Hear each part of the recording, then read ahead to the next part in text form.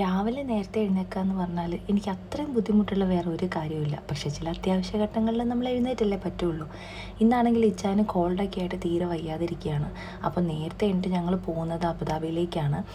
എന്തിനാണ് ഞങ്ങൾ പോകുന്നതെന്നൊക്കെയുള്ളത് ആ ഒരു കാര്യം അച്ചീവ് ചെയ്ത് കഴിഞ്ഞിട്ട് പറയുന്നതാണ് നല്ലതെന്ന് എനിക്ക് തോന്നുന്നു. എൻ്റെ ചൈൽഡ്ഹുഡ് മുതലുള്ള ഒരു വലിയ ഡ്രീമാണ്. അപ്പോൾ അതിൻ്റെ ഫസ്റ്റ് സ്റ്റെപ്പിലെത്തി നിൽക്കുകയാണ്. എൻ്റെ എല്ലാ ആഗ്രഹങ്ങൾക്കും എൻ്റെ കൂടെ നിൽക്കുന്ന ഇച്ചായൻ ഇതിലും കട്ടയ്ക്ക് എൻ്റെ കൂടത്തിൽ തന്നെ നിൽക്കുന്നുണ്ട്. അപ്പോൾ ഞങ്ങളുടെ പരിപാടികളൊക്കെ കഴിഞ്ഞിട്ട് ഞങ്ങളൊരു ഗ്രോസറി ഷോപ്പിംഗ് ഉണ്ടായിരുന്നു. കുറച്ച് സാധനങ്ങളൊക്കെ വാങ്ങിക്കാനുണ്ടായിരുന്നു. അപ്പോൾ ഞങ്ങൾ അതൊക്കെ വാങ്ങിച്ചു. പിന്നെ നമ്മൾ അബുദാബിയിലേക്ക് അങ്ങനെ എപ്പോഴും വരവില്ലല്ലോ. അപ്പോൾ എന്തായാലും വന്നതല്ലേ എന്ന് വിചാരിച്ച് ഞങ്ങൾ ഈ ഓണൊന്ന് നടന്ന് കാണാമെന്ന് വിചാരിച്ചു. പിന്നെ കയ്യിൽ ഈ കവറും കാര്യങ്ങളൊക്കെ ഉള്ളത് കൊണ്ട് ഒരുപാട് അങ്ങനെ നടന്നില്ല.